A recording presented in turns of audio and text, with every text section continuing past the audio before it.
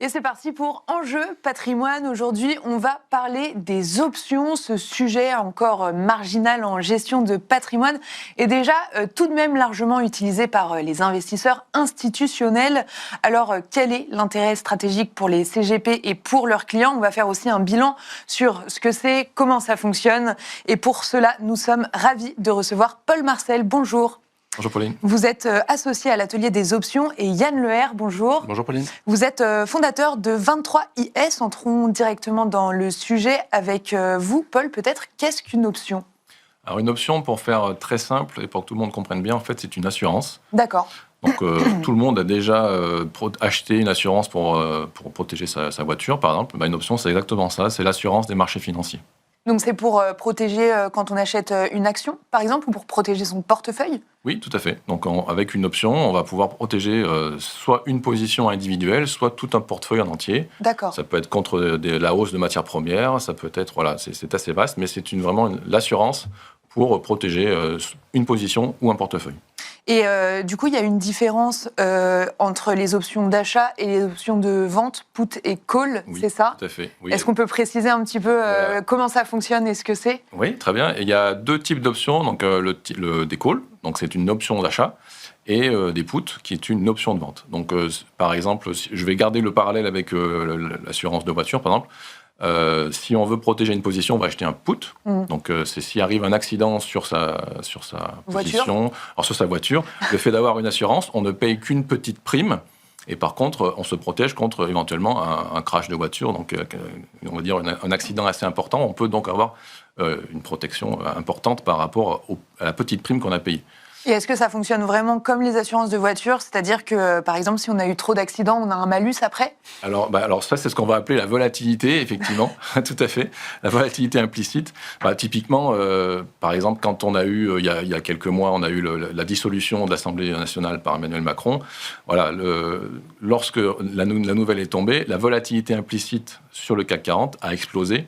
Et donc, acheter une protection sur le CAC 40 après l'annonce coûtait beaucoup plus cher que la veille. Ah oui. Voilà, parce que cette volatilité implicite a augmenté. En fait, la volatilité implicite, c'est l'incertitude future sur un produit. Donc, plus il y a d'incertitude, plus cette volatilité implicite va être élevée et plus les options vont être chères. Alors Yann, pourquoi les options deviennent aujourd'hui un vrai sujet, ou peut-être que c'était d'ailleurs un sujet avant, mais qu'on en parlait peut-être un petit peu moins, pour les CGP et aussi pour leurs clients? Alors les options, ça a toujours été un sujet, mais ça a toujours été réservé à une catégorie d'investisseurs un peu sophistiqués. Pour rebondir sur ce que disait Marcel, effectivement, il y a deux types d'options. On a les options d'achat, donc les calls, qui permettent de prendre une exposition à la hausse avec du levier. Donc il y a cette dimension de levier, donc de crédit implicite, qui permettent pas dépenser toute la valeur d'une action, mais s'y exposer quand même. Et il y a la fameuse protection, je rejoins complètement l'analogie sur la prime d'assurance, sur l'assurance, avec ce mécanisme un peu particulier des options, qui sont des instruments, quand on creuse, qui sont des instruments un petit peu compliqués, où en fait, l'option va renforcer son exposition à la baisse au fur et à mesure que le marché baisse. Donc elle va vous donner de plus en plus raison. En contrepartie de ça, il va falloir dépenser cette prime. Donc si jamais on a tort sur son pari, ou si jamais il n'y a rien à protéger, si jamais on n'a pas d'accident de voiture, en réalité, on a jeté ça à la poubelle. C'est vraiment quelque chose qu'on connaît dans le monde de l'automobile ou ailleurs. Mais sauf que l'automobile, on est obligé de la couvrir, alors que son portefeuille, on n'est pas obligé de le couvrir. Alors, pourquoi c'est important aujourd'hui? On a beaucoup de commentateurs et d'investisseurs qui nous disent le marché est au plus haut, on a peur, c'est la bulle sur l'IA, etc. etc. C'est vrai que de toute manière, les marchés actions aujourd'hui enchaînent les records, que ce soit aux États-Unis et surtout en Europe, là, sur les derniers jours. Donc tout est au plus haut, et même en Asie aussi. Oui, ça a bien rebondi. L'Europe a bien rattrapé son retard par rapport aux États-Unis. Mais bon, le S&P, par exemple, qui est le marché phare aux États-Unis, lui, il passe 70% de son temps au plus haut. Donc quelqu'un qui a peur du plus haut, il passe son temps à se couper. Donc en fait, il y a deux manières de faire quand le marché est au plus haut. Soit on se dit, je prends mes gains et j'arrête d'être exposé à la hausse. Donc ça, c'est l'équivalent pour une voiture de dire, j'ai peur de l'accident, je vends ma voiture. Bon, c'est quand même un peu dommage. Ou alors, je renforce mon assurance. Donc en fait, là, aujourd'hui, c'est très important, effectivement, de s'intéresser aux options parce que le marché est réputé cher. Donc au lieu de se couper et de potentiellement rater toute la vague à venir de performance.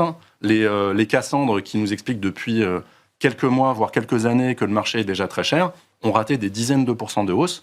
Donc on ne veut pas ça pour nos clients, on ne veut pas ça pour les investisseurs. Donc plutôt que couper son exposition, on va acheter des puts, qu'on va rouler au fur et à mesure que le marché monte. Donc évidemment, on va laisser un petit peu d'argent sur la table parce que ces primes, elles ne sont pas gratuites. Mais il faut savoir qu'en ce moment, la volatilité, le risque perçu par les marchés est assez faible. Donc la volatilité implicite est relativement bon marché, ce qui fait que la prime d'assurance, elle est bon marché. Donc c'est vraiment un bon moment pour rester exposé au marché. Évidemment, ce n'est pas un conseil d'investissement qui s'applique à tout le monde. Non, bien sûr. Mais c'est un bon moment pour rester exposé, mais avec peut-être une protection à laquelle on n'avait pas pensé il y a encore quelques mois pour les plus optimistes. Vous parliez tout à l'heure, Yann, de la complexité des options. Paul, est-ce que c'est un frein réel, cette complexité, selon vous? Parce que là, vous nous avez quand même expliqué les options d'une manière assez simple, finalement. Quand on les compare à une assurance, c'est... Oui, alors les options sont même encore plus simples qu'une assurance, parce qu'une assurance, quand vous faites une demande de prêt à un assureur, vous avez 3 assurances différentes où il n'y a pas la même chose dedans, avec des petites lignes qu'il faut bien lire. Avec une assurance, comme c'est un marché réglementé, il y a des choses qui sont standardisées, et donc tout le monde voit la même chose et tout le monde sait de quoi on parle. Alors, c'est vrai qu'on ne va pas se mentir, apprendre les options, c'est plus compliqué que de simplement s'intéresser au marché et d'acheter une action. On achète une action, ça monte, on gagne de l'argent. On achète une option, ça peut monter, et en fonction de certains paramètres, on n'est pas obligé de gagner de l'argent. Donc c'est vrai que c'est un peu plus complexe. Mais je vais reprendre encore une autre analogie. On peut se déplacer en vélo, c'est assez facile, mais c'est beaucoup plus pratique de se déplacer en voiture. On va plus loin, on va plus vite, on est à l'abri des intempéries, mais c'est plus compliqué d'apprendre à conduire que d'apprendre à faire du vélo. Il faut savoir ce qu'on veut faire sur les marchés. Est-ce qu'on veut utiliser son vélo ou une voiture? C'est la question que chacun doit se poser. Oui, et ça dépend du profil des investisseurs de chacun aussi. Tout à fait. Mais en faisant des efforts nécessaires, on apprend les options. Il faut prendre son temps, il ne faut pas avoir aller trop vite. Mais c'est un produit qui offre tellement de possibilités que ça vaut vraiment le coup de se pencher dessus. Oui, d'où l'avantage de se faire conseiller aussi par un conseiller en gestion de patrimoine sur ces sujets que vous connaissez et que vous traitez tous les jours. Oui. Alors moi j'ai un background. J'ai utilisé les options dans ma vie professionnelle depuis 20 ans dans la banque. Il faut savoir que les options, c'est vraiment la brique fondatrice dans le trading de dérivés sur les desks de dérivés actions dans les banques d'investissement. C'est la brique de couverture élémentaire, pas pour les expositions directionnelles à la hausse ou la baisse, mais justement par rapport aux paramètres de volatilité. Donc tous les produits structurés dont on parle énormément en ce moment, ils sont couverts dans les banques via des instruments optionnels. Donc c'est vraiment notre brique quotidienne de travail quand on gère un desk de couverture de produits structurés. Et à la suite de ça, je les ai utilisés à d'autres fins dans des fonds d'investissement. Donc je connais toutes les subtilités, et c'est vrai qu'aujourd'hui, savoir que ces instruments existent sans qu'ils soient connus du grand public, c'est compliqué. C'est compliqué aujourd'hui pour un client de CGP d'avoir accès. On a un vrai problème d'accès.